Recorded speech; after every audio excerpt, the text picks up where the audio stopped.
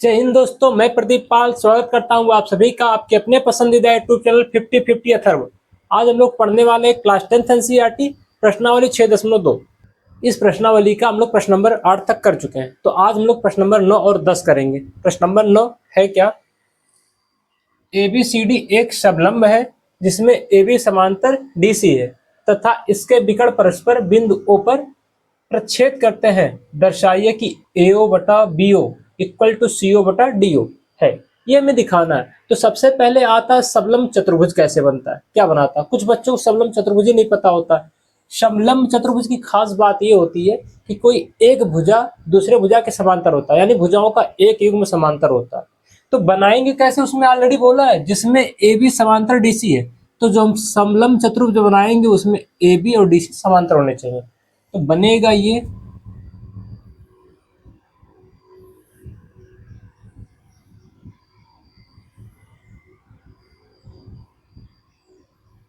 ABCD। क्रम से लिखना, ये ध्यान रखना, ABCD ये क्रम बहुत जरूरी होता है, सीक्वेंस। तथा इसके विकर्ण, तो विकर्ण बनते हैं कैसे, जब जब सम्मुख शीर्ष को मिला देते हैं। तो यहाँ पे O हो गया, विकर्ण परस्पर O पर प्रतिच्छेद करते हैं। तो ये हमारा फिगर बन गया। अब हमें दिया क्या, ये लिख लेते हैं। तो दिया है क्या दिया है, AB समांतर DC, बस ये इतना दिया है। हम लोग समांतर का जो रूल लगाने वाले, यानी थेल्स प्रमेय या थेल्स प्रमेय विलोम, दोनों में से कोई एक लगेगा। लगाने के लिए पहला कंडीशन क्या होगा, ट्रायंगल दिखना चाहिए। ट्रायंगल तो ले लेंगे, लेकिन ट्रायंगल जब लेंगे तो उसमें एक भुजा के समांतर कोई रेखा दिखनी चाहिए। तो इस वजह से हम लोग रचना करेंगे। रचना क्या करेंगे, AD पर कोई बिंदु इस प्रकार ले लेंगे P, कि PO को जब मिलाएंगे तो ये किसके समांतर होगा, AB या DC के, किसी एक के समांतर कोई रेखा यहाँ हम लेने वाले हैं। तो होगा रचना, AD पर बिंदु P इस प्रकार लिया कि PO समांतर AB। अब हम लोग एक चीज और गौर करेंगे, AB DC के समांतर है, PO AB के समांतर है। तो AB किसके समांतर है, DC के। जब AB DC के समांतर है और PO भी AB के समांतर है, तो AB यहां से हटाओ, AB यहां से हटाओ, तो बचाएगा क्या, DC और PO समांतर हो जाएगा। तो अगर इसको मैं समीकरण 1 मान लूं, इसको समीकरण 2 मान लेते हैं, तो क्या हो जाएगा, समीकरण 1 व 2 से क्या निष्कर्ष आएगा, PO DC के समांतर हो जाएगा। 1 व 2 से इसको समीकरण 3 मान लेते हैं। आसान होगा, जहां आएगा यूज कर लेंगे। अब आते उपपत्ति। उपपत्ति में तो अब ट्रायंगल लेना आसान हो जाएगा, क्यों, क्योंकि हमें भुजा के समांतर रेखा दिखने लगी। कैसे दिखने लगी, ADC में आपका काम हो जाएगा। तो लेंगे ट्रायंगल ADC में, ADC में क्या दिख पा रहे हैं, DC के समांतर क्या,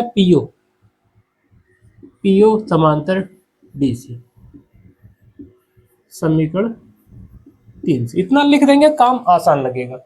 अगर ये PO DC के समांतर है तो अन्य दो भुजाओं का अनुपात बराबर होना चाहिए, थेल्स प्रमेय लगता है। तो हम लगाएंगे क्या, ट्रायंगल ADC में AP अपॉन PD आएगा। तो आएगा AP upon PD equal to दूसरा क्या आएगा, AO अपॉन CO, तो AO अपॉन CO हो जाएगा। अब यहां से अगर देखें तो AP upon PD AO upon CO कैसे आएगा, थेल्स प्रमेय, ये थेल्स प्रमेय से होगा। इसको समीकरण 4 मान लेना है।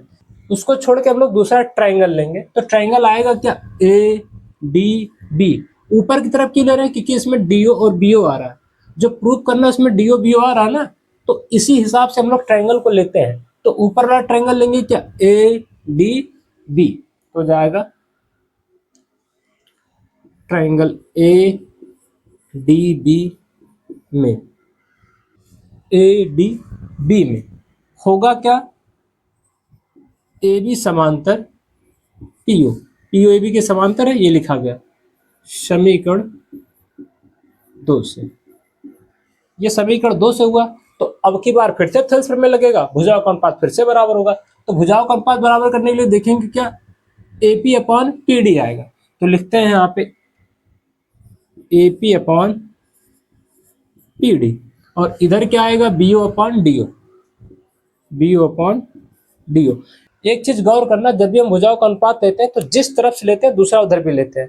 कहने का मतलब है, अब की बार मैं इधर से शुरू कर रहा हूँ, एपी अपान पीडी आ रहा है तो इधर भी बीओ अपान डीओ आएगा, इतना होगा। तो ये हो जाएगा थेल्स प्रमेय से, ये भी थेल्स प्रमेय से है। दोनों में ही थेल्स प्रमेय लगा है, इसको समीकरण 5 मान लेते हैं। अगर हम लोग देखें समीकरण 4, 5 को तो आइडिया लग जाएगा, क्या लगेगा, एपी अपान पीडी, एपी अपॉन पीडी। कुछ नया दिखा भैया, दोनों में लेफ्ट साइड बराबर चल रहा है। लेफ्ट साइड का मतलब बायां पक्ष बराबर है, दोनों का बायां पक्ष बराबर होगा तो दाहिना पक्ष बराबर हो जाएगा। तो यहां लिख देते हैं समीकरण 4 व 5 से, समीकरण 4 और 5 से क्या देख पा रहे, दोनों का बायां पक्ष बराबर है, दाहिना पक्ष बराबर हो जाएगा। तो आएगा क्या, दाहिना पक्ष इसका क्या है, AO upon CO equal to इसका दाहिना पक्ष है बीओ अपॉन डीओ। इतना होने के बाद अब आंसर को देखते हैं। हमारा आंसर आ चुका, बस एक लाइन का खेल और है। कैसे, एओ अपॉन बीओ आ रहा है और यहाँ पे एओ अपॉन सीओ आ रहा है, तो करेंगे क्या, बीओ को नीचे कर दो, सीओ को ऊपर भेज दो, आपका काम मिल गया। तो हो जाएगा AO upon BO equal to CO upon DO. बस एक्सचेंज करना था, जो हमारा सीओ था उसको ऊपर ले जाएंगे, बीओ को नीचे ले आएंगे, जो आना चाहिए तो आ गया। तो हैंस प्रूफ एचपी, यही हमें सिद्ध करना था। प्रश्न एकदम से आसान है, बस फिगर बना के कंस्ट्रक्शन पे ध्यान देना कि रचना जो करेंगे वो किसके समांतर रेखा लेनी है। समांतर लेने के बाद 2 ट्रायंगल लेना है, तो ट्रायंगल लेंगे, काम आसान हो जाएगा। अब प्रश्न नंबर जो 10 है जस्ट इसका उल्टा है, 9 का जस्ट उल्टा 10 वाला है। तो अगर एक साथ दोनों को आप रेड करेंगे तो चीजें और आसान लगेंगी। तो प्रश्न नंबर 10 करने वाले हैं। प्रश्न नंबर 10, एक चतुर्भुज एबीसीडी के विकर्ण परस्पर बिंदु ओ पर इस प्रकार प्रतिच्छेद करते हैं कि एओ पान बीओ इक्वल टू सीओ पान डीओ है, दर्शाइए कि एबीसीडी एक सबलंब है। जस्ट उल्टा, अभी बोला था ना, अब की बार हमें ये दिया है, जो पिछले क्वेश्चन में प्रूव करके आए थे, अब की बार वही दिया है। और दिखाना क्या है, एबीसीडी एक सबलंब है। और सबलंब की खास बात क्या है, शुरुआत में ही बताया था, जो भुजाओं का एक युग्म होता है वो समांतर होता है, अपोजिट साइड का जो एक युग्म होगा वो समांतर होगा।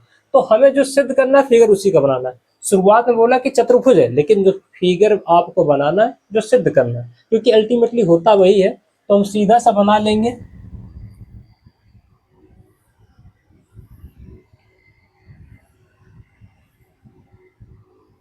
ए बी सी डी, ये बोला।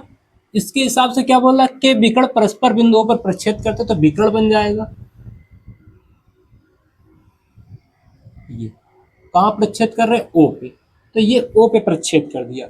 तो विकर्ण अगर ओ पर प्रच्छेद कर रहा है तो इस हिसाब से हमें दिया क्या है, तो ये हमें दिया है, दिया है AO upon BO equal to CO upon DO, ये हमें दिया है। इसको समीकरण 1 मान लेते हैं। और फिर सिद्ध क्या करना है, सिद्ध करना है ए बी समांतर सी डी। ये भुजा अगर डीसी के समांतर हो जाए तो ए बी समांतर डीसी जैसे हो जाएगा, हम बोल देंगे ए बी सी डी एक समलंब चतुर्भुज है।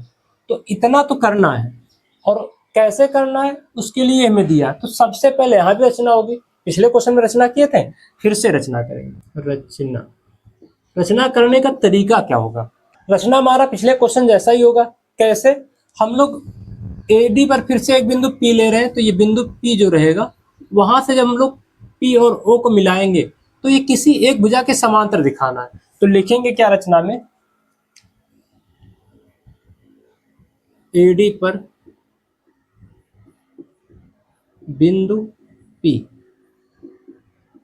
इस प्रकार लिया कि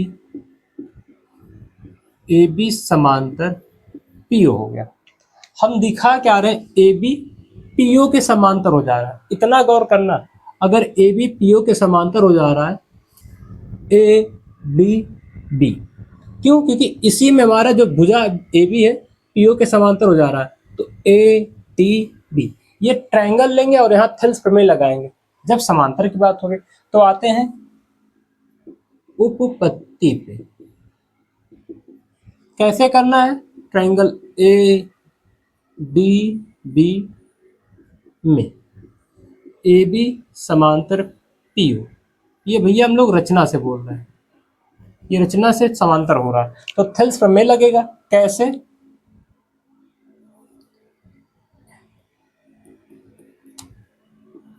ए P upon P D B O upon B, इसको समीकरण 2 मान लेते हैं।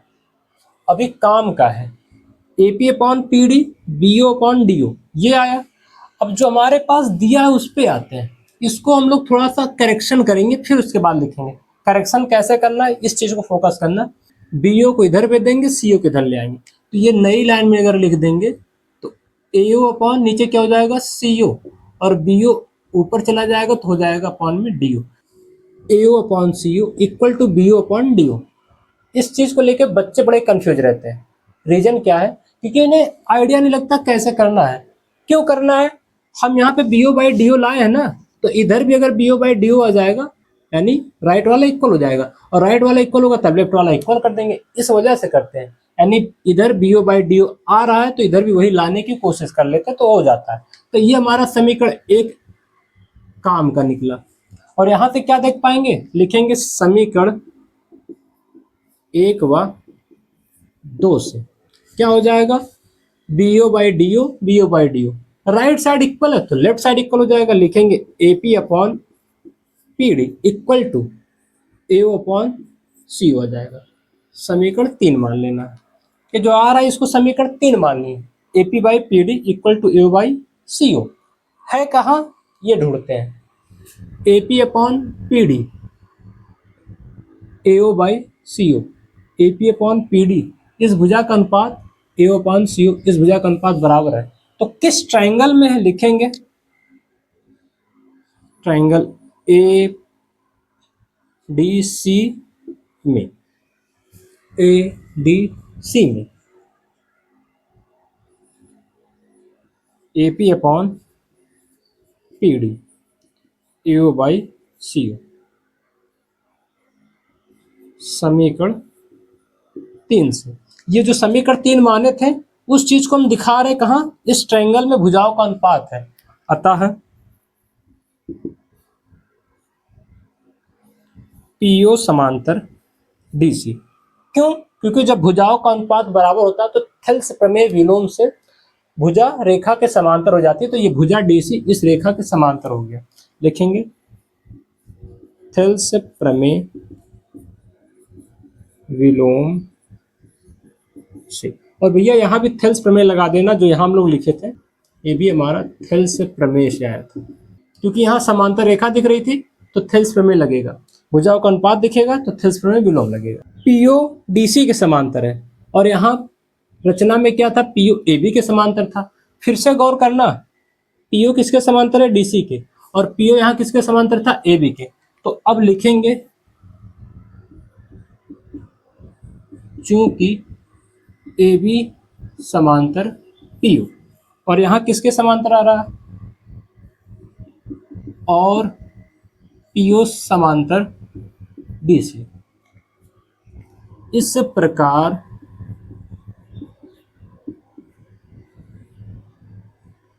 ए बी समांतर डीसी।